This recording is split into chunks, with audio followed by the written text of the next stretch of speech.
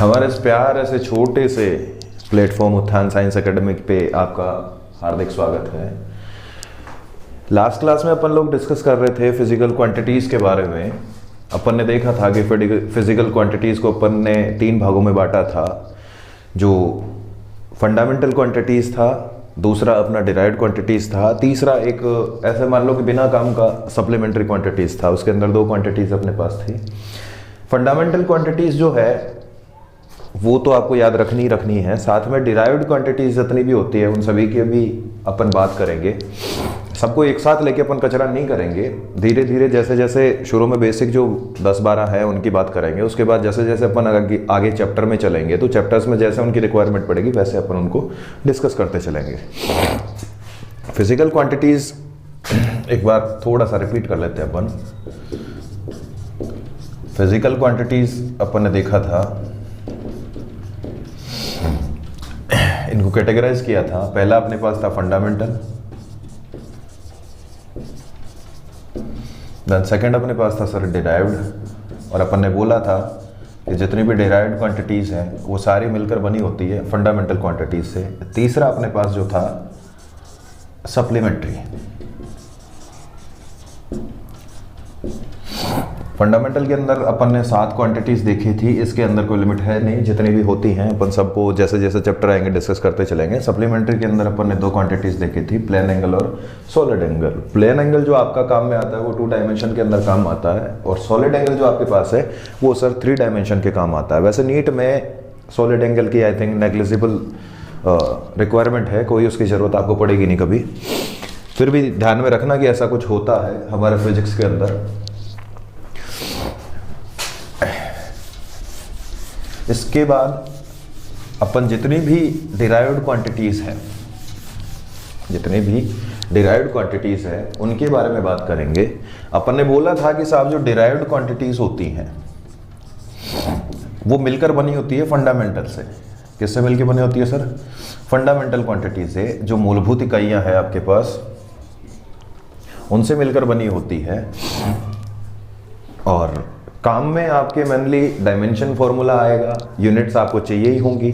तो अपन इनके डायमेंशन फॉर्मूले की बात करेंगे डिराइव्ड क्वांटिटीज के साथ लेते चलते हैं। ऐसे नहीं कि पहले यूनिट की बात करेंगे, पहले उनके नाम याद करेंगे, फिर यूनिट की बात करेंगे, फिर डायमेंशन फॉर्मूले की बात करेंगे। तो ऐसी बेवकूफ़ी करने के बजाय अपन लोग सीधा उनका नाम, उनकी यूनिट और उनका डायमेंशन फॉर्मूला। वैसे ये जो टर्म आप सुन रहे हो डायमेंशनल फॉर्मूला, ये होता क्या है? ये जो नाम है इसको डिफाइन अगर अपन करना चाहें तो अपन कुछ ऐसा बोल सकते हैं कि डिराइव्ड क्वांटिटीज ऐसी क्वांटिटीज होती हैं जिनको अपन फंडामेंटल से मिला के बनाते हैं। साथ में डायमेंशन फॉर्मूला जब अपन उनका लिखेंगे, डायमेंशन फॉर्मूला जब भी अपन डिराइव्ड क्वांटिटीज का लिखेंगे तो उनकी जो पावर आएगी वो पावर आपको बताएगी कि जो डिराइव्ड क्वांटिटीज आपके पास हैं वो फंडामेंटल के ऊपर किस तरीके से डिपेंड कर रही है। लाइक आपके पास कहीं पर L2 लिखा हुआ आ गया, किसी भी डिराइव्ड क्वांटिटी के अंदर ऐसे लिखा हुआ आ गया L2, तो इसका मतलब होगा कि फंडामेंटल क्वांटिटी है L के ऊपर किस तरीके से डिपेंड कर रहा है? पावर 2 के रूप में डिपेंड कर रहा है। तो डायमेंशन फॉर्मूला अपन बनाने की कोशिश करते हैं। उसके अंदर आपके पास जो फंडामेंटल क्वांटिटीज हैं उनमें से मेन, उनको बेस भी बोला जाता है, बेसिक फंडामेंटल क्वांटिटीज। 3 आपके पास सबसे ज़्यादा काम में आएंगी,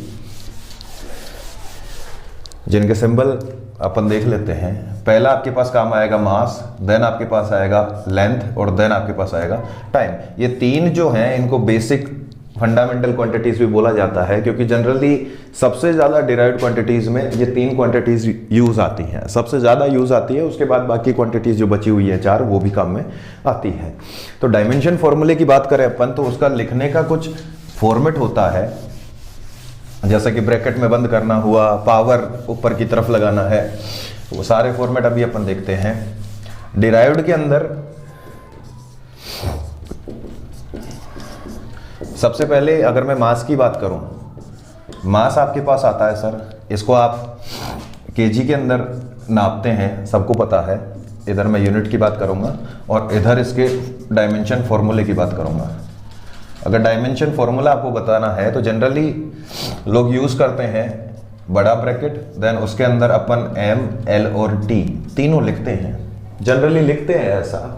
आप अगर यहाँ पर मास के लिए सीधा m1 लिख दोगे तो कोई दिक्कत नहीं है, l को 0 रखना पड़ेगा और t को 0 रखना पड़ेगा। यहां से आपको साफ साफ दिखेगा कि ये एक, वैसे तो फंडामेंटल क्वांटिटी है लेकिन डिराइव्ड में अपन इसका फॉर्मूला लिखेंगे, डायमेंशन फॉर्मूला लिखेंगे, तो डायमेंशन फॉर्मूला आपको बताएगा कि ये जो क्वांटिटी है ये केवल फंडामेंटल क्वांटिटी मास के ऊपर डिपेंड कर रहा है। किसके ऊपर डिपेंड कर रहा है सर? केवल मास के ऊपर, लेंथ के ऊपर कोई इसकी डिपेंडेंसी नहीं है, टाइम के ऊपर भी इसकी कोई डिपेंडेंसी नहीं है। जैसे एक और एग्जांपल अपन देखना चाहें, आपने सुना होगा डिस्प्लेसमेंट, या बोलूं मैं इसको डिस्टेंस, या फिर अपन बोले लेंथ। लेंथ को अपन ने बोला कि फंडामेंटल क्वांटिटी है। आप डिस्टेंस की बात करेंगे तो साहब वो भी एक तरीके का लेंथ ही तो होता है, तो उसको भी अपन फंडामेंटल क्वांटिटी वैसे बोलते नहीं है, लेकिन अपन समझ सकते हैं कि डिस्टेंस भी फंडामेंटल क्वांटिटी की तरह ही होता है, डिस्प्लेसमेंट भी सेम वैसे ही आता है। ये तीनों चीजें जो हैं इनको अपन नापते हैं सर मीटर के अंदर। किसके अंदर नापते हैं सर? मीटर के अंदर। ये और उसके डायमेंशन फॉर्मूले की अपन बात करेंगे तो लेंथ जो है मास के ऊपर डिपेंड नहीं करता है, बिल्कुल नहीं करता, ऑब्वियस सी बात है साहब। किसी भी चीज की आप लेंथ नापोगे तो वो केजी के अंदर तो आएगा नहीं, आप ऐसा बोलोगे नहीं। दूसरा अपन बोले कि ये लेंथ के ऊपर डिपेंड करेगा, देन टाइम के ऊपर इसकी कोई डिपेंडेंसी नहीं होगी। ये तो क्या बेसिकली अपन डायमेंशन फॉर्मूला बना रहे हैं, तो बनाने का एक फॉर्मेट मैं आपको बता रहा हूं। ऐसा नहीं है कि ये डिराइव्ड क्वांटिटीज में आता है, बिल्कुल नहीं आता। जो बेसिक क्वांटिटीज हैं या फंडामेंटल क्वांटिटीज हैं उन्हीं की मैं बात कर रहा हूं। डिराइव्ड के अंदर वो वाली क्वांटिटीज आएंगी जिनमें 2 या 2 से अधिक आपके पास फंडामेंटल क्वांटिटीज का यूज हो। जैसे कि आपके सामने आ गया सर वेलोसिटी, वेलोसिटी बोलो या फिर हिंदी में अपन बोले वेग। जहां पर भी वेलोसिटी लिखा हुआ आता है, वेलोसिटी को फिजिक्स में अपन बोलते हैं साहब डिस्प्लेसमेंट डिवाइड बाय टाइम, यानी एक यूनिट टाइम के अंदर कितना आप डिस्प्लेस हो रहे हो, कितनी आपकी पोजीशन चेंज हो रही है। इसके यूनिट की अपन बात करेंगे तो वो होता है metre per second, metre per second. Dimension फॉर्मूले की मैं बात करूंगा तो उससे पहले आपको ये पता होना चाहिए कि सर वेलोसिटी होता क्या है। वेलोसिटी होता है सर आपके पास डिस्प्लेसमेंट डिवाइड बाय टाइम। और मैंने अभी आपको बताया कि डिस्प्लेसमेंट जो है एक तरीके की लेंथ ही आपको देगा, एक लंबाई ही आपको देगा। तो डिस्प्लेसमेंट के लिए अपन ने लिखा मीटर, डिस्प्लेसमेंट के लिए लिखा सर मीटर, देन टाइम के लिए अपन लिखेंगे सर सेकंड। इसका डायमेंशन फॉर्मूला अगर अपने को बनाना है तो बेसिक सी चीज है कि पहले तो आप यहां पर m लिखोगे, देन l, देन t। अब आप चेक करोगे कि सर m के ऊपर डिपेंड कर रहा है कि नहीं कर रहा, l के ऊपर डिपेंड कर रहा है कि नहीं कर रहा, t फॉर टाइम के ऊपर डिपेंड कर रहा है कि नहीं कर रहा। आप वेलोसिटी की डेफिनेशन देखोगे तो वेलोसिटी की डेफिनेशन बोलती है कि डिस्प्लेसमेंट पे डिपेंड करता है और टाइम के ऊपर डिपेंड करता है। और मैंने बोला कि डिस्प्लेसमेंट जो है वो आपके पास एक तरीके की लेंथ है, यानी मैं बोल रहा हूं कि लेंथ के ऊपर डिपेंड कर रहा है। कितने पावर डिपेंड कर रहे हैं सर? एक ही पावर डिपेंड कर रहा है, तो मैंने यहां पर लेंथ के ऊपर इसकी डिपेंडेंसी दिखा दी। दूसरा बोल रहा है टाइम के ऊपर डिपेंड कर रहा है, टाइम के ऊपर डिपेंड कर रहा है। लेकिन टाइम को आप ऐसे नहीं बोल सकते कि साहब टाइम की पावर 1, बिल्कुल नहीं बोल सकते, क्योंकि टाइम जो है वो आपके पास डिवाइड में आ रहा है। मैं अगर इस टाइम को ऊपर की तरफ लिखना चाहूं तो इसकी पावर -1 हो जाएगी, तो मैं यहां पर लिखूंगा टाइम के इनवर्सली प्रोपोर्शनल है। साथ में अपन देखेंगे क्या मास के ऊपर डिपेंड कर रहा है? बिल्कुल नहीं साहब, मास के ऊपर इसकी कोई डिपेंडेंसी नहीं है, तो मैं यहां पर लिख दूंगा 0। बिल्कुल सिंपल सी चीज है, ऐसे कोई बहुत भारी चीज नहीं है। वेलोसिटी के बाद में एक और टर्म आती है एक्सीलरेशन, या एक टर्म और आती है डी एक्सीलरेशन। दोनों सेम सी चीज होती है। एक्सीलरेशन का मतलब है कि वेलोसिटी में वृद्धि, एक्सीलरेशन जो होता है उसको अपन बोलते हैं वेलोसिटी में वृद्धि, और डी एक्सीलरेशन जो होता है वेलोसिटी में कमी। लाइक जैसे आप गाड़ी चलाते हैं, गाड़ी का एक्सीलरेटर दबाते हैं तो आपको एक्सीलरेशन मिलेगा, ब्रेक दबाते हैं तो आपको डी एक्सीलरेशन मिलेगा। टोटल अगर अपन सिंपल सी लैंग्वेज में इसको बोलना चाहें तो अपन बोल सकते हैं कि टाइम में जितना चेंज होता है उस टाइम के चेंज के सापेक्ष जो आपके वेलोसिटी में चेंज होता है, यानी टाइम में चेंज के सापेक्ष वेलोसिटी में चेंज, वो क्या कहलाता है सर? आपका एक्सीलरेशन। इसको ऐसे बोला जाता है change in velocity then change in time. जैसे सपोज करिए कि आप एक पॉइंट ए से बी की तरफ जा रहे हैं, पॉइंट ए से पॉइंट बी तक आप जा रहे हैं। इनिशियली आपका वेलोसिटी 0 है, जब आपने ए से बी तक जाना शुरू किया आपका वेलोसिटी 0 है। बी तक पहुंचते पहुंचते आपका जो वेलोसिटी है वो सर 40 मीटर पर सेकंड हो गया, 40 मीटर पर सेकंड हो गया। और आपको ये बोला गया कि ए से बी तक जाने में आपको 5 सेकंड का टाइम लगा, 5 सेकंड का टाइम लगा। डिस्टेंस कुछ भी हो अपने को उससे मतलब नहीं है। तो यहां पर ये देखा जाएगा कि आपकी वेलोसिटी में चेंज कितना हो रहा है। आप देखोगे वेलोसिटी में चेंज कितना हो सर, 0 से आपने वेलोसिटी गेन कर ली 40 मीटर पर सेकंड की, और उसमें टाइम कितना लगाया आपने, 5 सेकंड का। जब आप 0 पोजीशन पर थे, ए पर थे, तो टाइम 0 लिया जाएगा, और जैसे ही आप ट्रेवल शुरू करोगे तो टाइम काउंट होना चालू हो जाएगा। आप बी तक पहुंचोगे तो टाइम आप देखोगे कि 5 सेकंड का टाइम चेंज हो गया, और वेलोसिटी में चेंज हो गया 40 मीटर पर सेकंड का। तो इन दोनों का जो रेशियो है, change in velocity divide by change in time, ये जो रेशियो है इसको अपन डिफाइन करते हैं एक्सेलरेशन के रूप में। इसके मात्रक की अगर मैं बात करूंगा या फिर इसके यूनिट की मैं बात करूंगा तो चेंज इन वेलोसिटी जो है आप ऐसे लिख सकते हैं delta we divide by delta T. I think change in velocity, अभी आपने देखा कि वेलोसिटी में चेंज 40 मीटर पर सेकंड आया। कितना आया, 40 मीटर पर सेकंड। इसका यूनिट भी सेम वेलोसिटी के जैसा होगा। भाई ऐसा तो नहीं है ना कि 4 किलो में से 2 किलो घटाओगे तो आपके पास 2 मीटर आ जाएगा, बिल्कुल नहीं आएगा। 4 केजी में से 2 केजी घटाओगे 2 केजी ही आएगा। वैसे ही अपन वेलोसिटी की बात करें तो वेलोसिटी में जो चेंज आएगा उसका यूनिट भी, वेलोसिटी में जो भी चेंज आएगा उसका यूनिट भी सेम टू सेम वेलोसिटी जैसा होगा। वैसे ही टाइम में चेंज आएगा उसका यूनिट भी आपके पास सर टाइम के जैसा ही आएगा। तो कंफ्यूज होने वाली जरूरत नहीं है। ऊपर आप देखोगे डेल्टा वी है, डेल्टा वी के लिए अपन ने लिखा मीटर पर सेकंड, अपन ने लिख लिया sir metre per second. Then साथ में ये बोला गया कि नीचे की तरफ चेंज इन टाइम भी है, चेंज इन टाइम भी है, तो नीचे की तरफ 1 सेकंड और आएगा और ये टोटल हो जाएगा आपके पास मीटर पर सेकंड स्क्वायर। अगर इसके डायमेंशन फॉर्मूले की मैं बात करूं तो डायमेंशन फॉर्मूला आपको सेम टू सेम वैसे ही फॉर्मेट रखना है, MLT। वैसे गलत नहीं बोला जाता, अगर आप इसको चेंज भी कर लेंगे तो गलत नहीं होता, लेकिन एक स्टैंडर्ड फॉर्मेट बनाया गया है जिसको सब लोग फॉलो कर रहे हैं कि पहले M लिखो देन L लिखो फिर T लिखो। तो आप भी इसी तरीके से इसको काम में लीजिएगा। आप इसको देखेंगे कि एक्सेलरेशन क्या मास के ऊपर डिपेंड कर रहा है? नहीं भाई साहब, एक्सेलरेशन और डी एक्सेलरेशन जहां पर भी मैं बात करूंगा मास के ऊपर डिपेंडेंसी इसकी कहीं पर भी नहीं आ रही है। एक्सेलरेशन जो है वो सीधा सीधा बोला जाता है कि change in velocity divide by change in time. Mass का यहां पर कोई भी रोल नहीं है, तो मैं बोल दूंगा कि मास जो फंडामेंटल क्वांटिटी है उसके ऊपर इसकी डिपेंडेंसी 0 है। कितनी है सर? 0। देन अगर मैं लेंथ की बात करूंगा, लेंथ जो है आपके पास यहां पर आपको दिख रहा होगा लेंथ के ऊपर डिपेंड करता है, और किस डायमेंशन के रूप में डिपेंड करता है? एक डायमेंशन के रूप में डिपेंड करता है। तो मैं यहां पर लिख दूंगा T1। देन डिवाइड में आपके पास सेकंड स्क्वायर आ रहा है, डिवाइड में आपके पास सेकंड स्क्वायर आ रहा है, उसको ऊपर अपन लेके जाएंगे तो पावर -2 हो जाएगी। यानी मैं बोलना चाहूं यहां पर कि एक्सीलरेशन की डायमेंशन क्या होती है, तो आप बोलोगे एक्सीलरेशन मास के ऊपर डिपेंड नहीं करता है, लेंथ के ऊपर डिपेंड करता है। किस रूप में? इसकी डायमेंशन क्या बोली जाएगी? 1। देन टाइम के ऊपर भी डिपेंड करता है, इसकी डायमेंशन कितनी होगी सर? -2। तो सेम ऐसे ही बहुत सारी क्वांटिटीज आएंगी, डिराइव्ड क्वांटिटीज, जिनके बारे में अपन डिटेल में तो इतना ज़्यादा डिस्कस नहीं करेंगे, बट शुरू में बेसिक जो आपके पास क्वांटिटीज हैं उनके बारे में थोड़ा बहुत डिस्कस कर लेते हैं। बाकी जो बचेगी क्वांटिटीज उनका जो है जैसे जैसे चैप्टर में वो यूज होंगी अपन उनको डिस्कस करते चलेंगे। जैसे बिल्कुल बेसिक सा एक क्वांटिटी आता है सर आपके सामने, एरिया। अब एरिया की बात करूं तो एरिया के लिए आप बोलते हैं सर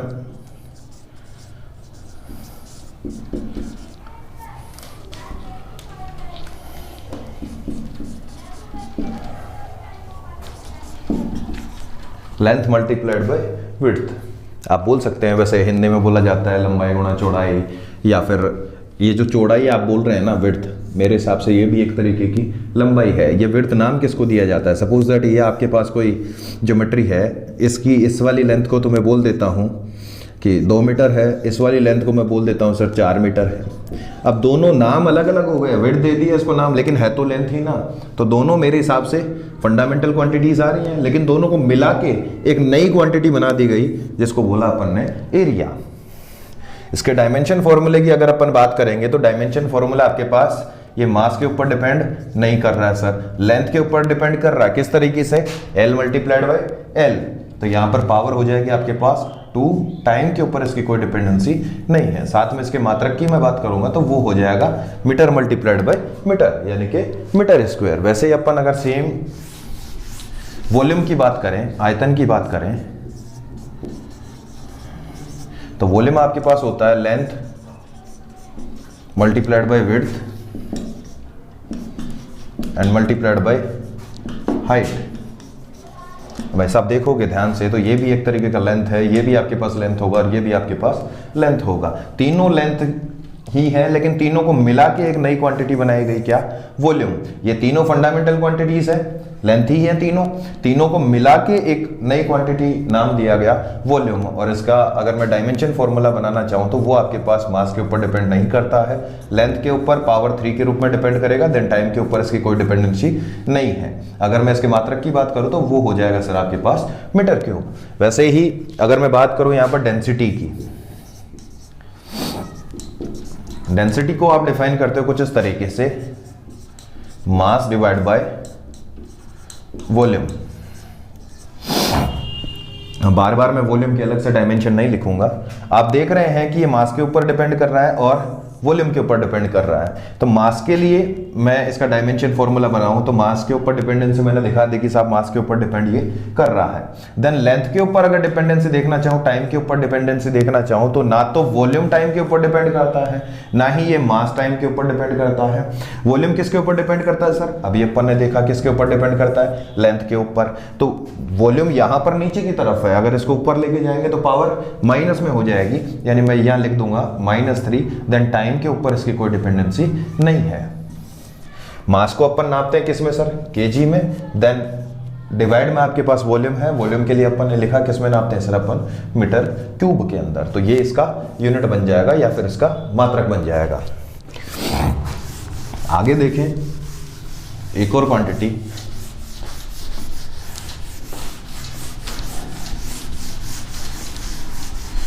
सपोज दैट आपको बोला जाता है कि फोर्स के लिए डायमेंशन फॉर्मूला और उसका यूनिट लिखिए या मात्रक लिखिए। मैं बोल रहा हूं फोर्स, आप फोर्स को डिफाइन करते हैं sir mass multiplied by acceleration, द्रव्यमान मल्टीप्लाइड बाय त्वरण। मास के लिए अपन बात करें तो मास एक क्वांटिटी है, फंडामेंटल क्वांटिटी। तो फंडामेंटल क्वांटिटी के लिए अपन डायरेक्टली कैपिटल M यूज कर लेंगे, कोई दिक्कत अपने को नहीं है। नापने का अपने को पता है कि केजी में नापेंगे। बात करें एक्सेलरेशन की, तो एक्सेलरेशन के लिए जैसा कि अपन ने अभी डिस्कस किया कि एक्सेलरेशन जो होता है वो चेंज इन वेलोसिटी होता है divide by change in time होता है। चेंज इन वेलोसिटी को अपन ऐसा भी बोल सकते हैं कि वेलोसिटी, इसका जो चेंज इन वेलोसिटी का जो मात्रक आएगा वो सेम टू सेम वेलोसिटी के जैसा आएगा। तो मैं यहां पर मात्रक के रूप में वेलोसिटी का मात्रक बोलूं तो आता है आपके पास मीटर डिवाइड बाय सेकंड, और डेल्टा टी आपके पास आता है सर सेकंड। यानी अपने पास एक्सेलरेशन का मात्रक आया था metre per second square, metre per second square. यहां पर आपको दिखेगा कि मीटर पर सेकंड स्क्वायर से मल्टीप्लाई हो रहा है कौन सर? मास। और मास को अगर मैं बात करूं तो अपन नापते हैं किसमें सर? केजी में। तो टोटल अगर इसकी यूनिट में बनाना चाहूं या फिर इसका मात्रक मैं आपको बताना चाहूं तो KG multiplied by metre per second square, KG multiplied by metre per second square. और इस चीज को नाम दिया गया न्यूटन। क्या नाम दिया गया सर? न्यूटन। पैसा फिजिक्स में तो ऐसा है कि जिसने जो खोजा उसी के नाम पे रख दिया गया। जनरल लाइफ में अपन ऐसा नहीं कर सकते, जिसने जिसको खोजा उसका नाम अगर वही रखने लगे तो ऑलमोस्ट पूरी दुनिया का नाम एक जैसा हो जाएगा, तो ऐसा नहीं कर सकते। बट यहाँ पर ऐसा होता है, उनकी रेस्पेक्ट में, उनके ऑनर में ये चीज़ें कर दी जाती हैं। अगर मैं इसके डायमेंशन फॉर्मूले की बात करूँ, डायमेंशन फॉर्मूले की बात अगर अपन करेंगे तो सिंपली अपना जो मेथड है M, L और T लिखेंगे, पहले बड़े ब्रैकेट के अंदर इनको बंद करेंगे, देखेंगे कि मास के ऊपर डिपेंड कर रहा है कि नहीं कर रहा। बिल्कुल कर रहा है, यहां पर तो कर रहा है, डायरेक्टली मास यूज हो रहा है। क्या एक्सीलरेशन वाली जो टर्म है क्या वो मास पर डिपेंड करती है? नहीं करती सर। तो मैं लिखूंगा यहां पर मास के ऊपर डिपेंडेंसी इसकी 1 है, लेंथ की बात करूंगा तो लेंथ के ऊपर डिपेंड किस तरीके से करेगा, यहां पर आपको दिख रहा होगा इसके यूनिट से, इसके मात्रक से आपको पता चल जाएगा कि लेंथ के ऊपर भी एक पावर के रूप में डिपेंड कर रहा है, और टाइम के ऊपर सेकंड स्क्वायर आ रहा है तो सेकंड स्क्वायर नीचे ऊपर लेके जाएंगे तो टाइम के ऊपर इसकी डिपेंडेंसी आ जाएगी -2। वैसे इको टर्म आती है आपके पास मोमेंटम, या अपन बोले संवेग, तो वो होता है सर आपके पास मास मल्टीप्लाइड बाय वेलोसिटी। मास के लिए अपन लिखेंगे m पावर 1 कर देंगे, वेलोसिटी के लिए अपन लिखते हैं लेंथ अपॉन टाइम, तो L1 हो जाएगा, टाइम नीचे आ रहा है ऊपर लेके जाएंगे तो टाइम पावर -1 में आ जाएगा। आई थिंक समझ गए होंगे, बहुत आसान सी चीज़ है। अगर इसके मात्रक की अपन बात करें तो मास को अपन नापते हैं सर केजी के अंदर, देन वेलोसिटी को अपन नापते हैं, इसी के मल्टीप्लाई में लिख लेना, वेलोसिटी को अपन नापते हैं मीटर पर सेकंड में, तो ये जो है इसका मात्रक बन जाएगा। सिंपल सी चीज़ें हैं, बस फंडामेंटल यूनिट्स आपको पता होनी चाहिए या फंडामेंटल क्वांटिटीज़ आपको पता होनी चाहिए। अगर फंडामेंटल क्वांटिटीज़ आपको पता है तो ये सारी चीज़ें बहुत आसान हैं। आपको ये रिलेशन तो मेरे हिसाब से जैसे जैसे आप फिजिक्स में आगे बढ़ोगे सारे याद होते चले जाएंगे, अलग से बैठ के इनको रटने की कोई ज़रूरत नहीं है। अब बुक्स वगैरह में क्या होता है कि एक ही जगह इन सब का चार्ट दे दिया जाता है, अगर अपन उसको फॉलो करेंगे तो मेरे हिसाब से ऐसा नहीं है। भाई बचपन से अंग्रेजी की स्पेलिंग याद करते आए हैं, एक साथ 50 वर्ड आपको दे दिए तो याद करने में थोड़ी सी दिक्कत आती है।